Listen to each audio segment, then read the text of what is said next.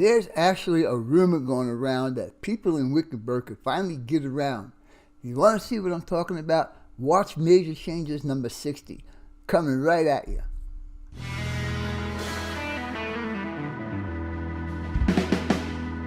Hey guys and gals, welcome back to another Vinny Vip Productions video. I am Vinny, your host, also known as BNSF 6951. This is a model railroad channel. So if you guys are interested in run-up sessions, scratch builds, live streams, prototypes, and anything related to model railroads, this is the channel for you. Don't forget to hit the subscribe button down there, hit the bell that's up there, and give me those too.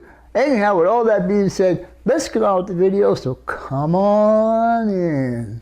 This Vinny Vip production brought to you by Yankee Dabbler. For all your model railroad needs, check out Yankee Dabbler. Don't forget, 7% discount with BNSF 6951. And by Highways and Byways, awesome street graphics for your roads and streets on your model railroad layout. If you guys are looking for sophisticated model railroad electronics, Logic Rail Technologies has what you need. For a 5% discount on certain items, use code BNSF 6951. Alright guys, welcome back to Wickenburg. Alright, for Wickenburg. Well, we're running down on some of the final steps to get this project done. Today's video, we're going to start installing some of these beautiful roads that I did at the very beginning of the series. And then once we get all of these main roads on the outside done, we will go ahead and do these guys and also these guys here. So anyhow, with all that being said, this is what I'm going to use to hold it down. This LOCTITE spray adhesive. It's a middle adhesive, it says right there, number 200. Anyhow, I won't spray this in the house. I'll go out to my garage and spray each piece individual. I do have all of these marked as far as 1, 2, 3, 4, and so on down the road. So anyhow, with all that being said, let me go ahead and start this process by doing this. So we'll be right back. Alright guys, this is the first time I've ever used this LOCTITE spray adhesive. So we're going to do the first piece and we're going to let it sit and dry and see how it works and make sure that it holds the road down. There's not going to be any movement on this road, I just want it to stay in place. So as you can see, I got some weight up here. I was going to order some more of these 1, 2, 3 blocks, but the earliest they could be here was like the middle of June, and I definitely want to get this done before the middle of June.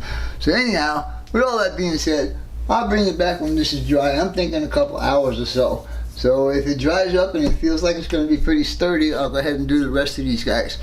Stay tuned, we'll be back shortly.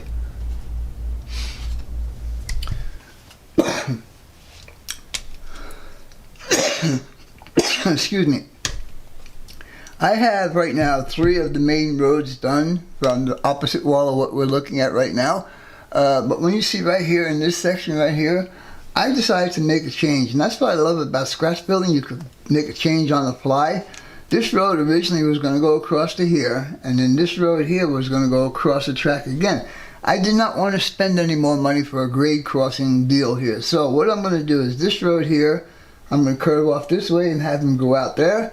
And then this road here, I'm going to have them curve and go back towards the back side of the layout. Anyhow, how I did this was, I just took a couple pieces of cardstock, or whatever you want to call it, poster board, whatever, and just kind of drew out my curve that I wanted.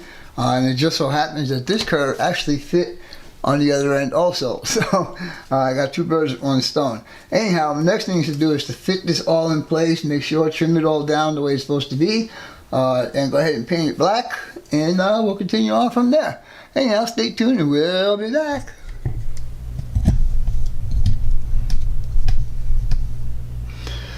Alright guys, show you the next step that I took in doing these roads. As you can see right here, I've got this piece all cut out now. This is how much I cut off of here. And I already put in my new styrene in here to form my new roads. Next thing I'm going to do is I'm going to go ahead and glue these pieces down. And then I'll start probably putting stripes on them.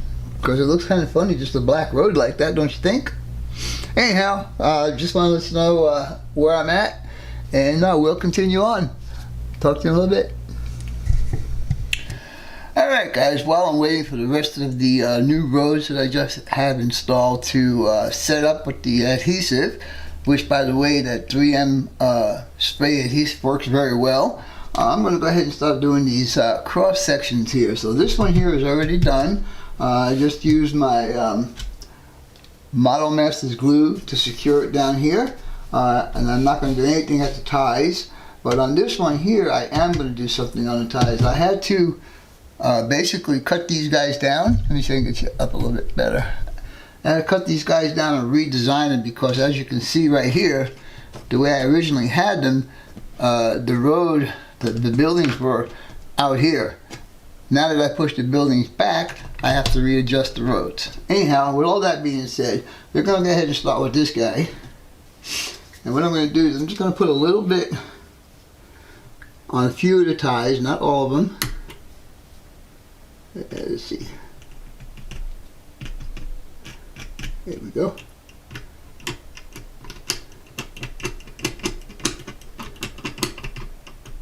And then, yeah, we'll do them all. And I'll put a bead down here also.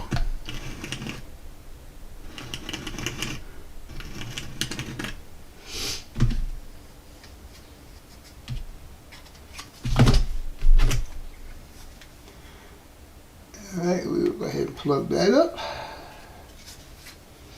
And now we'll stick this guy in here. You need to make sure it's lined up with the guy directly across from him. And I think it is, but we have time because I'm using this, because I'm using the model glue. So, let's see.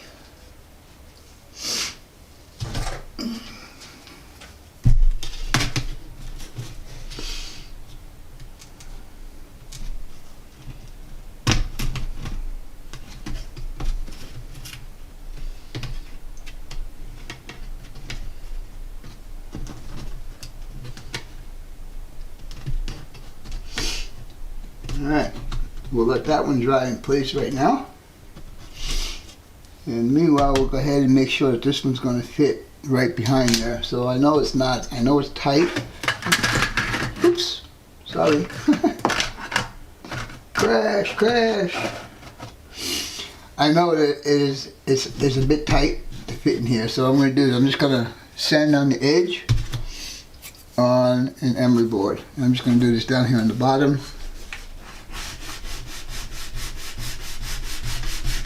Just to make sure it fits all the way in where it's supposed to fit.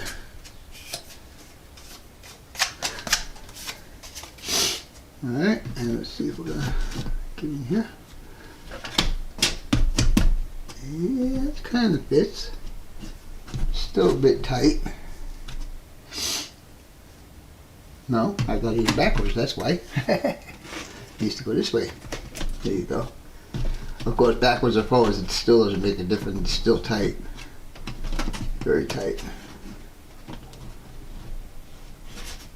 Alright, we got to sand some more down. Anyhow, I'll go ahead and sand this down and I'll bring it back when it's done. Alright guys, now that I have this all sanded down, I did the back side so you can't see any of the white, so I don't have to repaint this. Anyhow, let me just see if it's going ahead and fit in here. And look at that. Just like downtown. Anyhow, we're going to go ahead and take this out to the garage and we're going to spray it with that spray adhesive that I've been using, and we'll go ahead and put this in here permanently. Anyhow, stay tuned and we shall be back in a little bit. Alright guys, as you can see, I've got this piece adhered down. I have my weight on there, my broth, my beef broth. Anyhow, we're going to go on to this one now, and I already marked off where it's got to be cut. So I'm going to take it down to the bottom layer here where I have a bare spot that I can use for a cutting board. And as soon as I can find my knife, we will start. So I'm just going to take this up right now. And we got to trim this guy down too to bring him closer there. And all these little pieces that I'm cutting off, I'm going to use in here because I don't want to keep wasting plastic. So, alright, let's see if we can find my knife and we will continue on.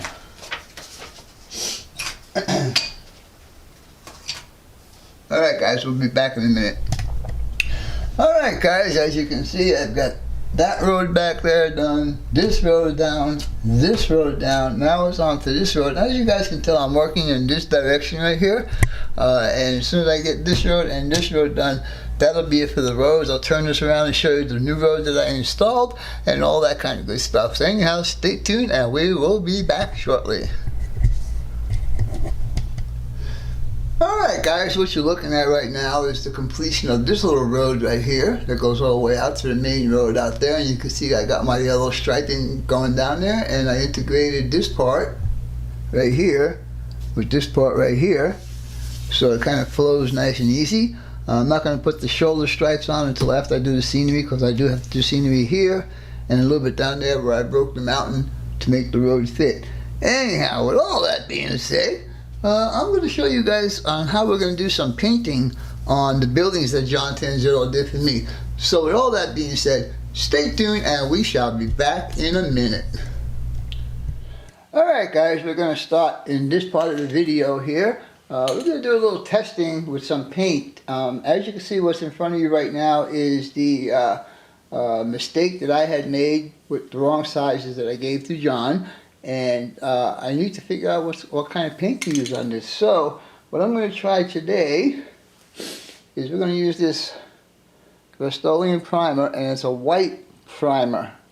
And I want to see how that's going to react with the acrylic paint. So like I said, that is going to be my test subject, my guinea pig, and we're going to start doing this. Now one thing to remember is when you guys do a spray brush, spray can, airbrush, air gun, or whatever, always start before the project and end at the end of the project. Don't start it in the middle because you'll get a big glob. So what I'm saying is this, we'll start with this. Let me turn this on first. It's going to be loud. Alright, and so here we go. See how I started before and I ended after? We'll do that again. And one more time. And I'm holding it about maybe 12 inches from the project. And we're just going to let that dry. It says it's fast drying, so we'll see how fast it's going to take to dry. And we'll come back here in a little bit. So stay tuned and we'll be right back. Alright guys, this is the building or the practice piece that we're using here. It's been dry for pretty much 8 hours already. And now I'm going to go ahead and use my airbrush with some acrylic paint in there. And I'm doing this test to see if there's going to be any kind of reaction between this paint and the Rust-Oleum paint. So anyhow, I think my airbrush is ready to go. Maybe not. Come on.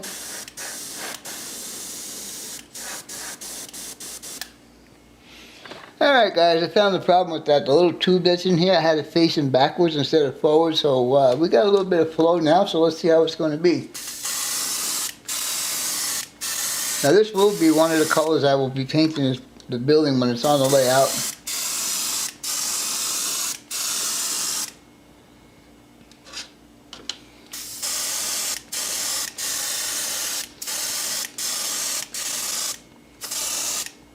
Now there wasn't very much paint in this bottle, probably just enough to do what I just did here.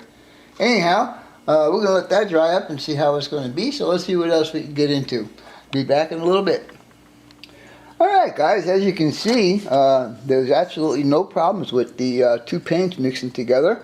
It came out nice and flat, nice and smooth, other than this building not being sanded down. But like I said earlier, that this is going to be one of the colors I'm going to be using when I start doing the buildings. I'm also going to be, well, this is that color right there. This is khaki. And this is called Blue Bonnet. Now these are all colors of the buildings that are there, guys. This is not making up stuff. I'm just because I want to. This is Granite Gray. And this one here is bright red. I think I got all the colors that these buildings are going to be done in. So anyhow, with all that being said, let's get on, see what else kind of trouble we can get into. So stay tuned and we shall be right back. Well, I hope you guys enjoyed that part of the video of Wickenburg. But I have an announcement to make, and I'm not too sure if I'm going to do this or not. People have been, one person in particular has been twisting my arm to do this. So, I'm going to give you an idea of what we're talking about here. So if you're interested, stick around. Watch this short little video. Alright guys, I'm going to give you a little heads up on what's going on here. For the longest time, I have been asked to expand my layout. And I don't know if I really want to do that because, I mean, I'm taking up a lot of room as it is here in my house. But anyhow, let me show you what was suggested to me, and then I'll tell you what my plans are. So hang on, let's go in here. The person I'm talking about wants me to expand into this room here, which means I have to go across this hallway and into that room. I don't want to do that. So instead, what I'm going to do, maybe, is this is the end of my line right here. This is ash fork.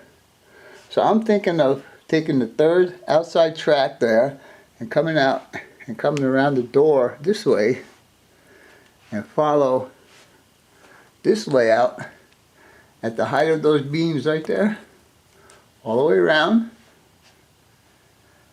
and stop it there. But the next thought I had is if I take that same track and go through the wall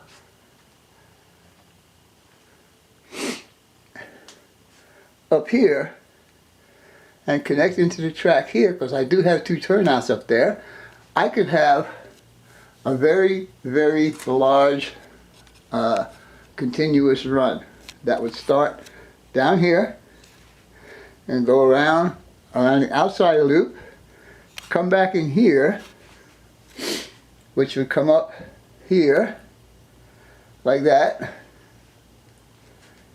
And now, instead of stopping here, it would continue around like I just said and come back into this room and hook back up to this, one of the turnouts on that up there. And now it's going in the opposite direction, and it's just going to continue on the same route, only backwards, and so on and so forth. I'm just thinking about that. I'm thinking about the cost and all that kind of stuff. So we'll see what happens. Anyhow, let's get back to the rest of this video. Bye for now. Alright guys, we're going to give you an overview of what's been done as far as this video is concerned. This area right here still needs to be worked on. I still need to work on that little engine display area and then put a parking lot in there and then finally get that area done. But anyhow, as you can see right here is all my road at the front of the table is completed, including the one that goes around, the new road that I built. And also, that road is done. This road is done, and this road is done. Now the only thing that's not done is the pieces that go between the rails and then between the track itself on all three of those. This one here, I don't know what the heck happened to all the things I had cut out. I had cut them all out already. I have no clue where they went. Anyhow, as you can see, we're doing pretty good. Next thing is to do is straighten out that gas station down there. I mean, the gas station and the fire department. The fire department really has taken a beating over the past couple of months. Anyhow, we're going to stop painting these buildings also. Once the buildings get painted and the windows go in, this area will be pretty much completed.